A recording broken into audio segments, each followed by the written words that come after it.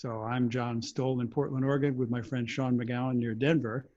So we thought we might take a familiar tune that you all know, start with just some improvising over the changes to Alone Together.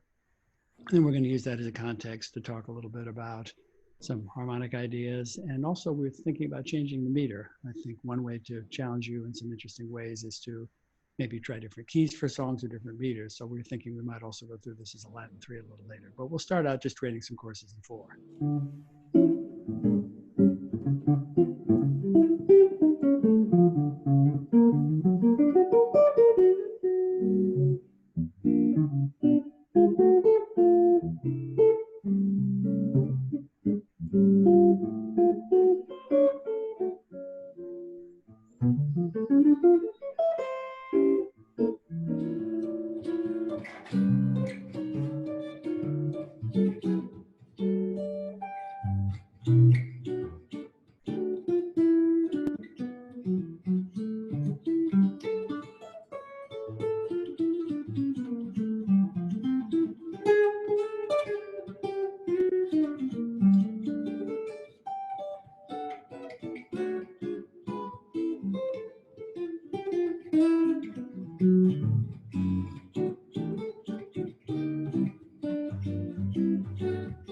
To each other, and we're going to be talking about some of what we just did. Yeah, of course, the thing I miss most is in addition to the real-time face-to-face interaction is getting into being able to play simultaneously, doing like a counterpoint thing, which is so much fun, especially with a player so deep as yourself. It's really a lot of fun to listen to you and try to remember your ideas and interact with those. The form isn't standard with this, you know, the A section is just longer. So I just love playing this song, and of course I love the many classic recordings of this song. I was just talking about this version with someone the other day, the version of Jim Hall and Ron Carter recorded together. Oh yeah, absolutely. Classic. They did indeed. Yep.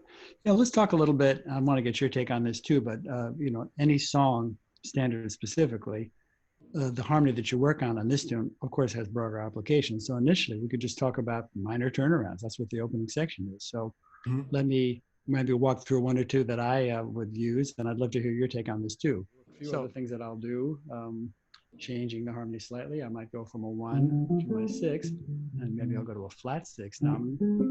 So I'll go to a B flat 7 to an A7. Do I need to tell you this if we're playing it together? Absolutely not. Because very often, in fact, most of the time, we are not, unless it's a reharm that is so extensive, like what Bill Evans or Coltrane might do, where you're actually writing all the changes. These are all just subtle variations on pathways to get back to that 1 minor. So I could actually, again, potentially go D minor to my B half diminished, my B flat 7. That could be an F melodic minor for the Lydian dominant sound, to a B flat melodic minor for my A7. So if I arpeggiate all that, it sounds kind of mechanical, but it gives you the notion how the harmony works. So if I'm going,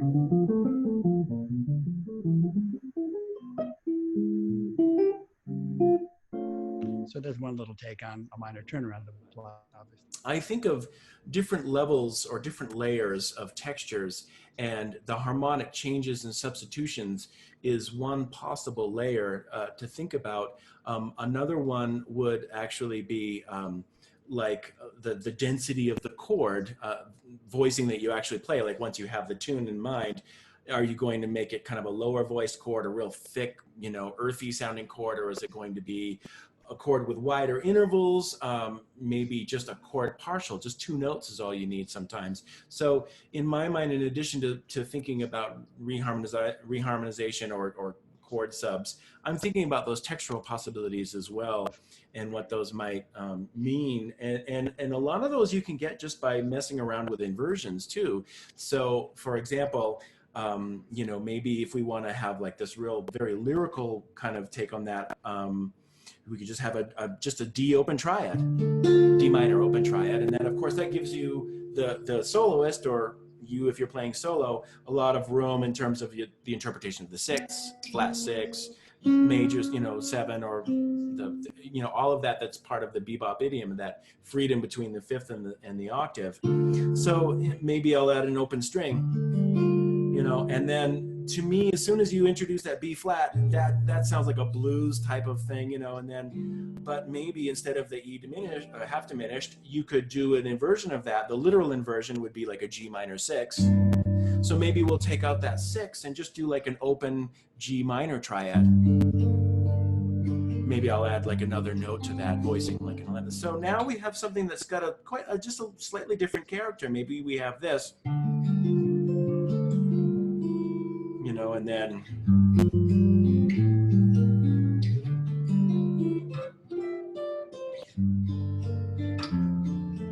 you know, and then maybe go back to the D with the pedal.